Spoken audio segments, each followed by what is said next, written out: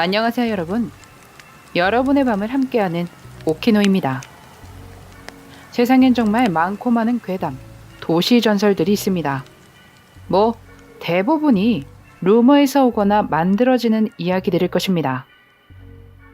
하지만 그 중에는 실제 사례가 괴담으로 번지는 일이 있습니다. 많은 사람들이 살고 있는 미국 역시 여러 가지 이야기들과 베이비시터에 관한 괴담들이 있습니다. 제이는 처음으로 베이비시터를 하기 위해 자신이 일하기로 약속된 밀러의 집으로 갔습니다. 애들은 자고 있으니까 편하게 있어. 그럼 잘 부탁해. 밀러의 아이들 2명은 제인이 도착했을 때 이미 잠들어 있는 상태였습니다. 그녀는 아이들의 부모님을 배웅하고 거실에 앉아 숙제를 시작했습니다. 그때 집 전화가 울리기 시작합니다. 여보세요? 제인이 상대를 불렀지만 전화를 건 사람은 그저 가쁜 호흡만을 할 뿐이었습니다. 기분이 나빠진 제인은 전화를 끊고 불안해져 서둘러 현관에 문이 잠겼는지 확인합니다. 그때 다시 전화벨이 울리기 시작했습니다. 제인은 전화를 들어 올려 여보세요? 라고 긴장하며 상대에게 말을 건넸고 아이들은 확인해봤어? 낮은 목소리의 남성이 제인을 두렵게 만들었습니다. 그녀는 상대에게 누구냐고 물었지만 전화는 끊기고 맙니다. 15분 후 전화가 다시 울렸습니다. 아이들을 확인했어? 아까와 같은 질문이었습니다. 계속 걸려오는 이상한 전화.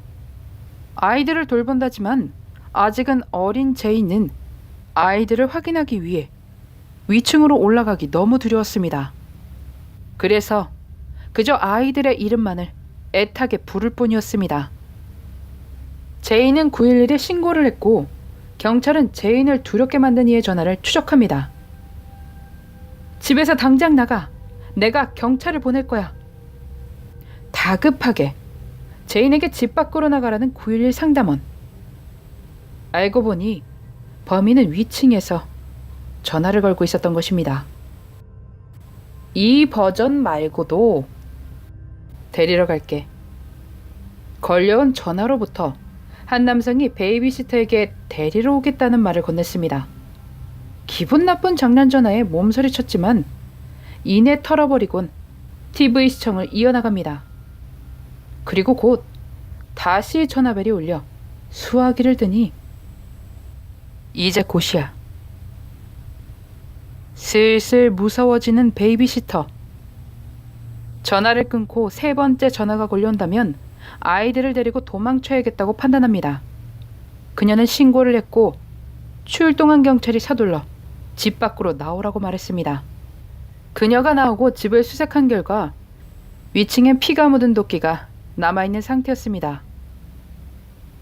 살아남은 것은 오로지 운이 좋았던 베이비시터 한 명밖에 없었습니다. 괴담을 얘기하고자 하는 것은 아니고 이 베이비시터의 괴담이 있게 했다는 1950년에 있었던 한 사건을 이야기해볼까 합니다. 1950년 3월 18일 미주리주 콜롬비아의 아주 추운 날이었습니다. 바람이 불고 진눈깨비가 내렸기에 밖에서 활동하는 사람은 드물었습니다. 그날 밤은 8학년의 댄스 파티가 있었지만 자네 크리스마는 부활절에 입을 드레스를 구매하기 위해 돈을 버는 것을 택했습니다. 그녀의 아르바이트는 베이비시터 일이었고 자넷은 에드로맥 부인의 아들을 돌봐주기로 약속되어 있는 상태였습니다. 콜롬비아 서쪽에 위치한 작은 한 층짜리 집에 살고 있던 에드 부인은 카드 게임을 하러 가기 전에 자넷에게 자신의 엽총을 어떻게 사용할 수 있는지 보여주었습니다. 또한 만약 누군가 찾아오면 대답하기 전 현관에 조명 먼저 켜라고 신신당부를 했습니다. 이런 모습을 보면 분명 전에도 경험이 있었기 때문에 에드 부인이 자넷에게 총기의 사용법을 미리 알려준 게 아닌가 싶습니다. 이렇게 저렇게 염려스러운 부분들을 알려주던 에드 부인은 마지막으로 아이는 잠을 자고 있기 때문에 돌보는데 어려움이 없을 거라 말하며 집을 떠났습니다. 동네는 참 고요했습니다. 그것은 경찰서 역시 마찬가지였습니다.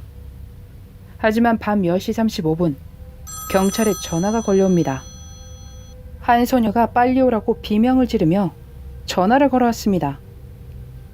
하지만 소녀가 자신의 위치를 알리기 전에 전화는 끊어졌고 소녀를 찾을 길은 사라지고 맙니다. 새벽 1시 35분 에드 부인이 집에 돌아왔을 때 블라인드가 열려있고 현관의 조명이 밝혀져 있는 것이 발견됩니다. 현관과 후문 모두 열려져 있었으며 창문 역시 열려 있었습니다. 자넷은 피아노 근처에 피를 흘리며 사망한 채였고 집안은 난장판이었으며 13살 어린 소녀 자넷이 침입자를 상대로 마지막 투쟁을 벌인 흔적 같았습니다. 에드 부인의 아이는 잠든 채 그대로 그녀가 나가기 전과 마찬가지로 침대에 놓여져 있었습니다. 경찰 수사에 처음에 어려움이 있었습니다. 카운티 보안관실에서 신고 전화를 받고 에드의 집으로 출동해 수사를 진행하려 했지만 다른 구역의 경찰이 출동해 자신이 사건 수사를 진행하려 하는 바람에 두 기관이 쓸데없는 체력 낭비를 했습니다. 잘 해결이 되긴 했지만 두 그룹은 의견 차이가 심했습니다. 예를 들어 외부 경찰은 창문이 깨진 것을 보고 낯선 사람이 침입한 게 분명하다고 판단했지만 카운티 경찰은 그 반대되는 입장을 내놓았습니다. 집 내부는 자넷이 범인과 몸싸움이 있었다는 증거들이 남아 있었으며 열려진 뒷문과 부엌에서 혈흔과 지문 등이 발견됐습니다. 자넷의 머리 양쪽에 상처가 있었는데 작은 금속에 의해 생긴 상처로 보였고 그녀의 얼굴엔 손톱으로 긁힌 것 같은 상처가 나 있었습니다. 그녀의 사망 원인은 질식이었고 강제적인 관계를 당한 것이 확인됩니다. 자넷은 다리미 코드로 목이 졸려 사망했는데 이것은 집의 세탁실에 있었던 것이었습니다. 여기서 또 하나 단서가 나오죠. 집의 세탁실에 따로 있었던 다리미. 게다가 그곳이 세탁실이라는 걸 아는 사람일 것이라는 게 말입니다. 제 추측으로는 아는 사람의 소행으로 보입니다. 자넷은 에드 부인의 말대로 찾아온 누군가를 확인하기 위해 현관에 조명을 켜고 블라인드를 걷어 밖의 사람을 확인했을 것입니다. 확인한 결과 아는 사람이라 반갑게 문을 열어주고 어쩌면 자넷이 뒤도는 순간 범행을 저지른 것일지도 모릅니다. 혹은 문을 열자마자 저지르진 않았을까요? 다리미 코드로 목 졸려 사망했다는 것만 봐도 충분히 아는 사람의 소행으로 의심할 만합니다. 처음 오는 사람이라면 그곳에 다리미가 있다는 사실을 몰랐을 것입니다. 다리미를 찾았다는 것은 분명 이 집을 잘 아는 사람의 소행일 것입니다. 처음에 경찰은 외부에서 창문을 깨고 들어와 범행을 벌인 것으로 보았지만 이상하게도 깨진 거실 창문 앞에 놓인 피아노 위에서 어떠한 흔적도 발견할 수 없었습니다. 그것으로 경찰은 범인이 정문을 통해 들어왔고 자넷이 알고 있던 사람이라는 결론을 내렸습니다. 집 밖에서 탐지견들이 냄새를 추적했지만 1마일 지점에서 범인의 냄새가 끊겼습니다. 정원에서 성인 남성의 발자국을 발견했는데 이 발자국은 저택의 측면 창문에서 찾아냈습니다. 경찰들은 사람들의 도움을 받기 위해 목격자나 정보를 찾고 있다고 언론에 알렸습니다. 이런 사건이 이 동네에서 처음 일어났던 사건이 아니었습니다. 1946년에도 같은 일이 있었는데 2월 5일 그때 역시 추운 밤이었습니다. 20살의 젠킨스는 부모님과 함께 살고 있었고 사건 당일날 아버지는 사업으로 어머니는 조부모님을 돌보기 위해 하룻밤을 묵고 올 예정이었습니다. 바로 근처였기에 만약에 우리 서로에게 문제가 생긴다면 신호를 보내자며 계획을 짰습니다. 바로 현관에 불을 켜고 전화를 하자는 거였죠. 밤이 되고 혼자 남은 젠킨스의 집에 불이 켜졌습니다. 그렇지만 전화벨은 울리지 않았죠. 그래서 어머니는 안심했습니다. 불은 켜졌으나 전화는 울리지 않았으니 무슨 일이 생긴 건 아닐 거라 말입니다. 아침이 되어 집으로 돌아온 어머니는 거실 바닥에 사망한 채 놓여진 젠킨스를 발견했습니다.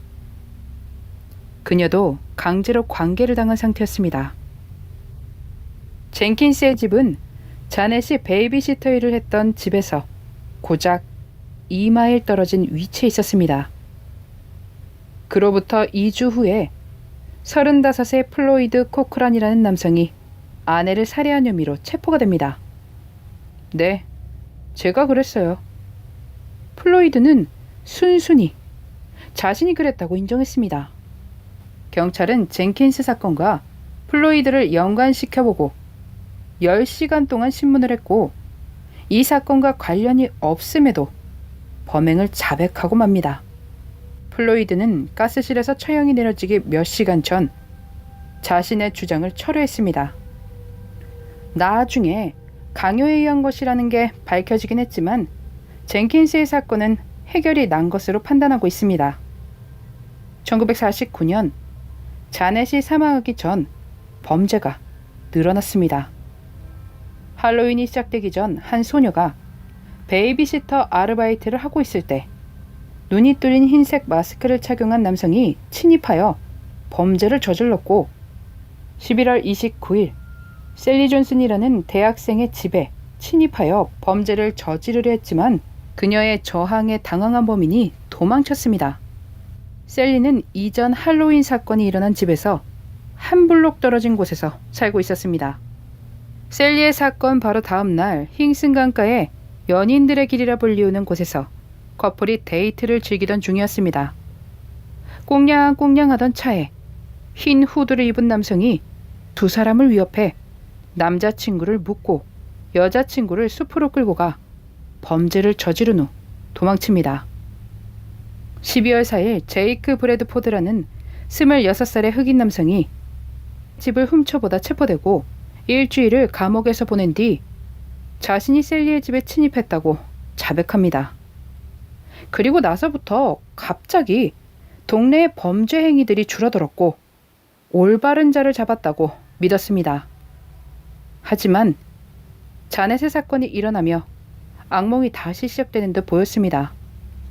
경찰은 에드 부인에게 여러 질문을 했고 집의 배치를 알고 있는 사람들에 대해 묻게 됩니다. 그리고 그녀의 입에서 로버트 밀러라는 남성의 이름이 나오게 됩니다. 그를 조사하다 보니 너무나도 그가 사건에 연결되어 있다고 믿어지는 상황들이 나오기 시작합니다. 27의 로버트는 에드롬에게 고등학교 친구로 군대에 들어갔다가 전역 후 다시 콜롬비아로 돌아와 재단사로 일했습니다. 다시 만나게 된 둘은 그만큼 더 친하게 지내며 자신들의 주변 지인들도 소개해주고 우정을 나눴습니다. 그런데 종종 로버트는 이상한 말을 하곤 했습니다. 상식 밖에? 그런 말들을 하곤 했답니다. 이게 일반적으로 평범한 사람 내에서 나올 말이 아니죠. 여러분도 보기에 영 이상하지 않습니까? 자넷은 에드롬에게 집에서 베이비시터 일을 했었기에 그 과정에서 로버트 역시 마주하곤 했습니다. 에드 부인은 로버트를 말을 하지 않고 손을 쓰는 사람이라고 표현했습니다. 친구의 아내까지 넘보는 그는 정말 제정신이 아닙니다. 사건 당일날 로버트는 자넷에게 전화를 걸어 아이를 돌보아달라고 부탁했지만 이미 에드 부인과 선약이 되어 있었기에 그것을 거절했습니다. 이런 통화를 했으니 로버트는 분명 자넷이 에드롬에게 집에 있을 것이라는 걸 알고 있는 상태였을 것입니다. 어찌됐든 파티에 참석한 친구들에게 아이를 의사에 보여야 한다며 자리를 비웠고 1시간에서 2시간 뒤에 다시 돌아왔습니다. 이것을 경찰이 의사에게 찾아가 질문한 결과 그는 로버트를 찾아간 적이 없는 것으로 확인됩니다. 여기서 점점 더 이상한 점이 나옵니다. 에드 루맥 가족은 로버트로부터 전화를 받습니다. 범죄 현장을 청소를 하는데 도움이 필요하진 않냐는 전화였습니다. 정확히는 혈흔이 묻은 현장을 닦는데 도움이 필요하지 않냐는 전화였습니다. 아니 진짜 너그럽게 봐줘서 그래 청소? 도와줄 수 있습니다. 여기서 문제가 되는 게 뭐냐면 말입니다. 아직 자넷의 사건이 보도되지 않았다는 점입니다. 그는 어떻게 알았을까요? 그리고 친구 에드에게 이런 말도 했습니다. 내가 보기엔 창문을 깨는 건 너무 눈에 띄어. 그러느니 현관으로 가서 에드가 포크에 사용하는 칩을 가져오라고 했다고 말하는 편이 훨씬 집 안으로 들어가기 쉬울 거야. 너무 수상한 말이었지만 누구나 추측은 할 수 있습니다. 예, 비록 그 사람이 수상한 게 한두 가지가 아니지만 그럴 수 있습니다. 경찰은 그를 체포하고 증거를 수집하고 신문을 했습니다. 여기서 엄청난 실수를 저지릅니다. 경찰이요. 그들은 체포영장이나 신문할 때 절차를 따르지 않았고 한 농가에서 그를 신문했습니다. 이 실수 잘 기억해 주세요. 그는 거짓말 탐지기도 했습니다. 통과했을까요? 못했을까요? 그는 놀랍게도 거짓말 탐지기 테스트를 통과합니다. 그리고 풀려났습니다. 자유롭게.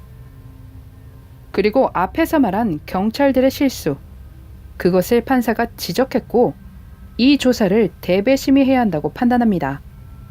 대배심은 기소나 재판, 수사에 관여하는 것과 여러 문서들을 요구할 수 있으며 증인 소환이 가능하고 증인에게 질문 또한 가능한 위치입니다. 그리고 다시 한번 경찰들의 여러 실수를 제시하며 결국 로버트는 기소되지 않습니다. 나중에 로버트가 대배심원 중 한 명의 도움으로 풀려난 거라는 소문이 돌았지만 이것은 확인되지 않습니다.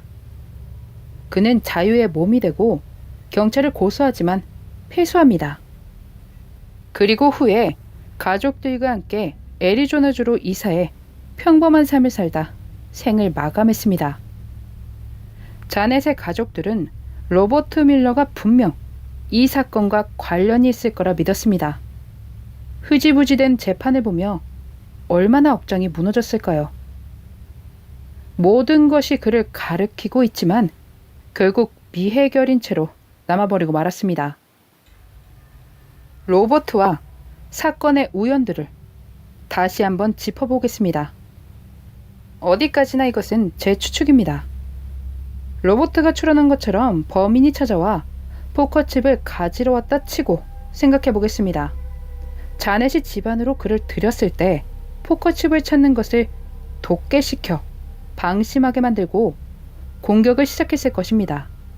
그 공격들을 막느라 거실에서 부엌까지 싸움의 흔적들이 남게 됩니다. 모든 범행을 저지른 범인은 경찰에 혼란을 주기 위해 밖으로 나가 창문 하나를 깼습니다. 로버트는 친구들에게 말하고 자리를 비웠다가 한두 시간 뒤에 다시 파티로 돌아왔습니다. 그가 말한 알리바이의 의사는 그의 집을 간 적이 없다고 증언했습니다. 그의 알리바이는 거짓말로 드러납니다. 자넷의 머리에서 발견된 금속에 의한 상처는 샤프 펜슬에 의한 것으로 추정되는데 그렇다면 이 범인은 평상시에 언제 어디서든 무언가 적을 준비가 되어 있는 사람일 것입니다. 로버트는 재단사이며 늘 옷을 단정하게 입고 그리고 늘 샤프 펜슬을 주머니에 꽂고 다녔습니다. 그리고 조사한 결과 로버트의 샤프 펜슬이 자넷의 머리에 남은 상처의 직경과 같다고 확인됐습니다. 또 로버트는 에디의 집 어디에 다리미가 있는지 알고 있었습니다. 1949년 일어난 범죄에서 흰 주머니에 눈 구멍만 뚫린 것을 쓰고 있는 자가 목격된 바가 있습니다. 이 복면이 한 고등학교 소품 마스크와 흡사한 것이라는 말이 돌았으며 그 고등학교의 소품 관리를 무려 10년 동안 로버트가 맡아왔습니다. 또 로버트가 연결이 되어 있습니다.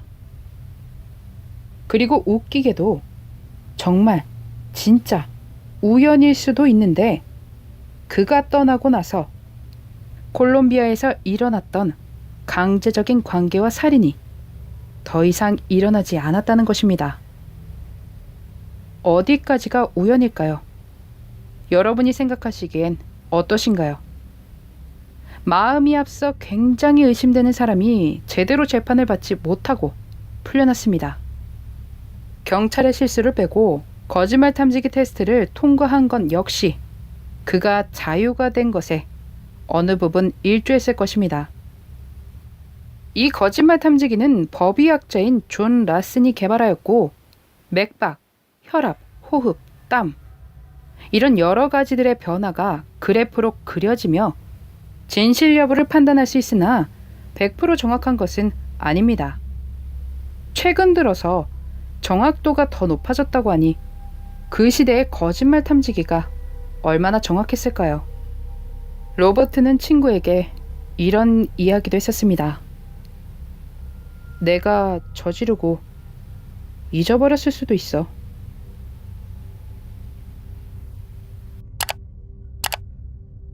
마지막까지 시청해주셔서 감사합니다. 좋아요와 구독은 저에게 큰 힘을 줍니다. 오늘 하루도 수고하셨습니다. 좋은 밤 보내세요.